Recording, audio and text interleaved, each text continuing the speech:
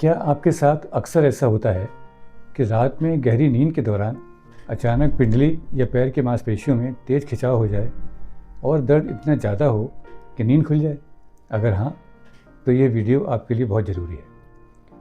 रात में सोते समय पैरों या पिंडलियों की मांसपेशियों में दर्द के साथ अचानक होने वाली इस ऐंठन को मेडिकल लैंग्वेज में नॉकटर्नल लेग क्रैम्प्स कहते हैं।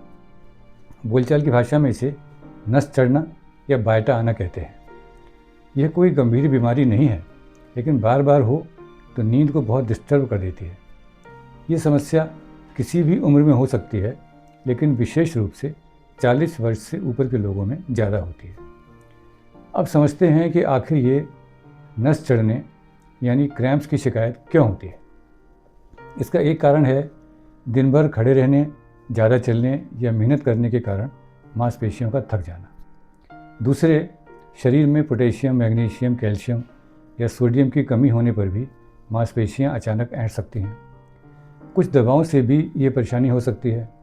इनमें से मुख्य हैं पेशाब बढ़ाने वाली डायूरेटिक दवाएं, जो कि ब्लड प्रेशर और हार्ट फेलियर के लिए प्रयोग की जाती हैं, और सांस की नलियों की सिकुड़न कम करने वाली ब्रोंकोडायलेटर दवाएं, जो कि कुछ कफ सिरपों में प्रयोग की जाती हैं।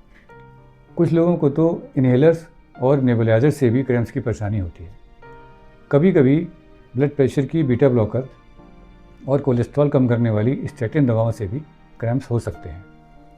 पैरों में खून का संचार कम होने से भी पैरों की नसें ऐंठ सकती हैं।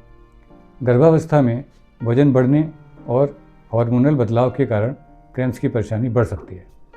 कुछ अन्य बीमारियों जैसे खून की कमी, डायबिटिक न्यूरोपैथी, हाइपोथायराइडिज्म और किडनी रोग में भी ये समस्या हो सकती है।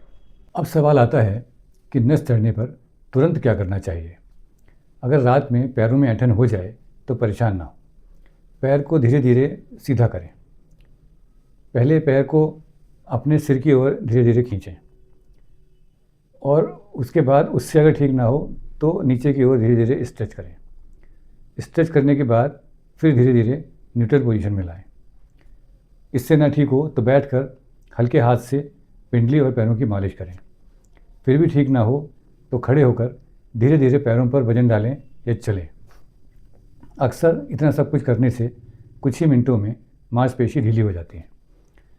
क्रैम्प्स ना हो उनसे बचने के लिए कुछ उपाय करके देख सकते हैं। सोने से पहले पिंडलियों की हल्की स्ट्रेचिंग और मालिश लाभदायक हो सकती है। इसके अलावा ठीक मात्रा में पानी पिएं, संतुलित आहार लें। आहार में फल, दही, दूध, हरी सब्जियां अपने भोजन में शामिल करें। जिन लोगों को blood pressure, heart, kidney, liver की कोई बीमारी ना हो, उन्हें गर्मी के मौसम में जब पसीना अधिक आता है तब नमक ठीक मात्रा में लेना चाहिए, जिससे सोडियम की कमी ना हो। कुछ लोगों को कैल्शियम, मैग्नीशियम और विटामिन डी लेने से बहुत फ़ायदा होता है, लेकिन इन्हें डॉक्टर की सलाह से ही लेना चाहिए।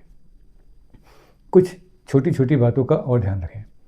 लंबे समय तक एक ही स्थिति में बैठे या खड़े ना रहें।